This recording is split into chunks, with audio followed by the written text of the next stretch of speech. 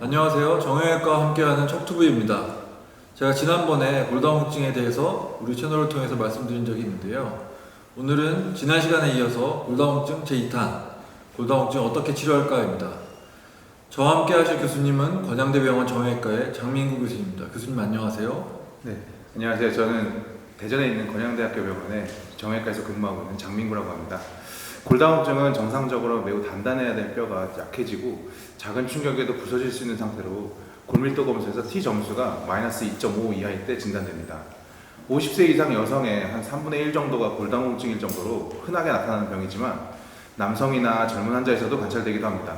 골절이 생기기 전까지는 증상이 없어서 조용한 뼈 도둑이라는 별명도 있습니다. 네, 다시 한번 들어도 새삼 놀라운 사실인 것 같습니다. 지난번에 골다공증이 단기간에 쉽게 완치되는 병이 아니라 꾸준히 관리하는 병이라는 말씀을 드렸었는데요. 어떻게 치료하면 좋을까요? 주변에 먹는 약도 쓰시고 주사 쓰시는 분도 있고 치과 치료 때문에 약을 중단했다는 분들도 있고 정말 케이스가 많은 것 같습니다.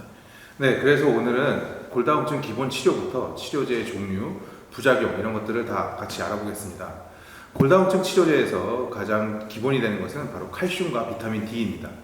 사실 무엇이든 기본이 제일 중요하다는 건 모두가 다 알고 있지만 사실 기본을 잘 지키기는 쉽지 않죠. 골다공증에서 칼슘과 비타민 D도 마찬가지입니다. 정말 중요하고 빠지면 안 되는데 체감 효과가 떨어지다 보니 아무래도 좀 소홀하기가 쉽습니다. 네, 맞습니다. 그런데 보통 저희 상식으로는 칼슘과 비타민 D는 사실 우유나 종합 비타민에 많이 들어있기 때문에 평소에 잘 챙겨 먹으면 되지 않을까요? 굳이 약을 꼭 먹어야 되는지. 어르신들은 안 그래도 다른 약도 많이 드시는데 칼슘은 또 소화도 잘 안 된다고 하던데요. 네, 맞습니다. 칼슘과 비타민 D를 식품 섭취하면 제일 좋습니다. 근데 골다공증이 있는 분들은 식품으로는 부족해서 대부분 약으로 보충을 해주셔야 됩니다. 중요한 것은 본인의 상태를 정확하게 아는 것입니다. 그 피검사로 칼슘이나 비타민 D 수치를 쉽게 알 수 있고요. 그 수치에 따라서 맞게 약을 드시면 됩니다.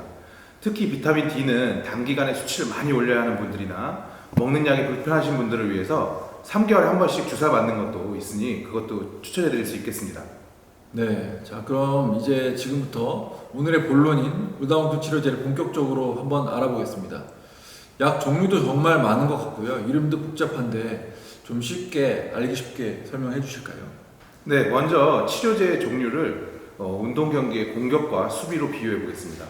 스포츠에서 과감하게 공격이 필요할 때도 있고 탄탄하게 수비를 해야 될 때도 있죠. 골다공증도 어느 정도 심한지 앞으로 어떤 치료를 받을지에 따라서 약을 선택하게 됩니다. 제일 흔하게 처방하고 오래전부터 써왔던 약이 바로 비스포스포네이트라는 이름을 가진 골 흡수 억제제입니다. 네, 비스포스포네이트 정말 이름이 좀 어렵죠. 특히 이제 일반인 분들한테는 좀 생소한 이름일 텐데 또 골 흡수 억제제라니 좀 자꾸 어려워지는 것 같습니다. 골 흡수 억제제면 뼈가 흡수되는 거를 막는다는 그런 뜻인가요? 네, 맞습니다. 골다공증은 뼈가 얇아지고 약해지는 병인데 그것을 막는 전문 수비수 같은 약입니다. 종류도 다양한데 매일 먹는 약도 있고 또 일주일에 한 번 먹는 약도 있고 그런데 이 문제는 이런 약들이 대부분 아침 공복에 드셔야 되고 드신 다음에 또 바로 눕거나 이렇게 하시면 안 되고 똑바로 앉아서 기립 상태를 유지해야 됩니다. 또 골다공증은 약을 오래 쓰시는 경우가 많고 약을 먹는다고 금방 눈에 띄는 효과도 없어서 중도 포기하시는 분들도 많아서 문제가 됩니다. 네, 전문 수비수 같은 약을 소개해 주셨는데요. 그러면은 공격을 잘하는 그런 약도 있나요? 골 흡수 억제 반대면은 골다공증으로 약해진 뼈를 공격적으로 만들어내는 약인데 정말 그런 약도 있나요? 네, 골 흡수 억제제의 반대는 골 형성 촉진제입니다. 약해진 뼈를 단단하고 두껍게 만들어주는 약이고 공격수 같은 약이죠. 그 골다공증이 심해서 빨리 수치를 올려야 하는 분들, 골절 때문에 빨리 뼈를 붓게 하거나 아니면 골다공증이 있는 상태에서 핀을 박는 척추 유압술을 하신 분들에게 주로 처방하게 됩니다. 골 형성 촉진제는 대부분 주사제가 많습니다. 제일 대표적인 주사가 매일 배에 맞는 방식인데요. 언뜻 들으면 주사가 무서워 보이지만 당뇨 환자분들이 쓰는 인슐린 주사처럼 주사 바늘도 짧고 또 처음 출시되었을 때보다 가격도 많이 저렴해지면서 최근에는 많이 쓰이고 있습니다. 네, 저도 요즘에 그런 주사를 많이 처방하고 있는데요. 특히 이제 골절 때문에 통증이 아주 심한 분들 이 주사를 쓰면서 통증도 많이 좋아지고 뼈도 잘 붓는 경우가 많은 것 같습니다. 다만 이제 매일 배에다가 스스로 주사를 놓아야 하고 알려진 거에 따르면 6개월 이상은 써야만 효과가 있었기 때문에 먹는 약보다는 확실하게 좀 불편감이 있긴 한 것 같습니다. 골다공증이 심하지 않으면 수비형 골 흡수 억제제를 쓰고, 심한 골다공증이나 골절, 그 다음에 척추 수술을 해야 되는 환자들은 공격형의 골 형성 촉진제를 쓴다고 그렇게 이해를 하면 될 것 같습니다. 참 그러고 보면 주변에 치과 치료 때문에 골다공증 약을 끊어야 한다, 골다공증 약을 오래 먹으면 안 좋다, 이런 얘기들 많이 하시는데 이 부분에 대해서도 좀 구체적으로 설명 부탁드리겠습니다. 네, 골다공증 약제 부작용에 대한 얘기들인데요. 골다공증 약을 오래 쓰다 보면 간혹 이런 부작용들이 생길 수 있습니다. 대표적으로 턱뼈에 괴사가 생기는 병이 있습니다. 정상적인 뼈는 흡수되고 새로 만들어지는 과정을 반복해서 거치게 되는데, 골흡수 억제제가 인위적으로 뼈 흡수를 막다 보니까 호르몬과 정상 뼈 순환 신호에 이상이 생기는 거죠. 그래서 특히 이 턱뼈 괴사는 치과 임플란트 시술과 관련이 깊은데요. 임플란트는 턱뼈에 나사못을 박는데, 이 골다공증 치료제를 4년이나 5년 이상 이렇게 장기간으로 쓴 경우에 간혹 턱뼈가 약해지고 임플란트 나사가 힘을 못 받아서 흔들거리는 경우가 발생하게 됩니다. 네, 그렇다면 골다공증 치료 중에는 임플란트 치료 같은 치과 치료를 아예 못하는 건가요? 치료를 사실 안 할 수도 없고 치과 치료도 받아야 되는데 둘 다 할 수 있는 방법이 있을 것 같은데요. 그리고 사실 이런 부작용이 아주 흔한 것은 아니라고 봐야 되겠죠? 네, 골흡수 억제제를 오래 쓰셨더라도 약을 중단하고 약 6개월 정도가 지나면 약이 몸속에 거의 남지 않아서 치과 치료가 가능합니다. 또 사실 이런 부작용은 확률이 아주 낮아서 만약 골다공증으로 골절이 생길 가능성이 턱뼈 괴사 확률보다 더 높다면 약을 계속 써야겠죠.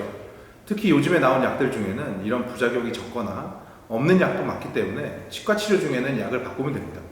따라서 치과 치료 때문에 무조건 골다공증 약을 중단하면 안 되고 담당 의사와 상의해서 전략을 잘 세우면 충분히 둘 다 같이 치료할 수 있겠습니다. 네, 치과 치료와 관련된 얘기를 잘 들어봤고요. 그러면 또 다른 부작용은 또 뭐가 있을까요? 사실은 앞에 말씀드린 것처럼 먹는 약 말고 주사제도 부작용이 꽤 있을 것 같습니다.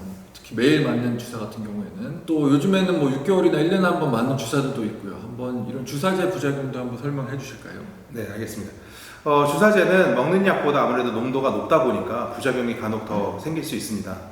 우리가 코비드19 백신 맞을 때 하루나 이틀 정도 몸살 기운이 있고 주사 부위가 아픈 경험을 하게 되잖아요. 그런 몸살 감기 부작용이 좀 같이 있을 수 있습니다. 배에 맞는 주사는 주사 부위가 빨갛게 되는 경우가 생기거나 기립성 저혈압이 생기는 분도 간혹 있다고 합니다. 물론 이런 부작용은 확률이 높지 않으니 미리 주사에 대해서 거부감을 가지고 무조건적으로 난 주사는 싫다 하실 필요는 없겠습니다. 네, 오늘은 골다공증 치료제에 대해서 알아보았습니다. 골다공증은 치료가 오래 걸리는 병인 만큼 장기적으로 플랜을 잘 짜야 될 것 같습니다. 수비형의 골 흡수 억제제가 있고 공격형의 골 형성 촉진제가 있었고요. 환자분들 상태에 따라서 약제가 다르다는 점도 오늘 배운 것 같습니다. 치과 치료할 때는 골다공증 치료를 그냥 중단하면 안 되고 주치의하고 상의해서 약을 바꾸거나 일시 중단하는 전략이 좋을 것 같습니다. 결국에는 환자 맞춤형 치료가 필요하겠네요. 네, 오늘 장민 교수님 오늘 말씀 감사하고요. 저희는 다음에 또 뵙겠습니다. 구독과 좋아요, 알림 설정 부탁드립니다. 감사합니다.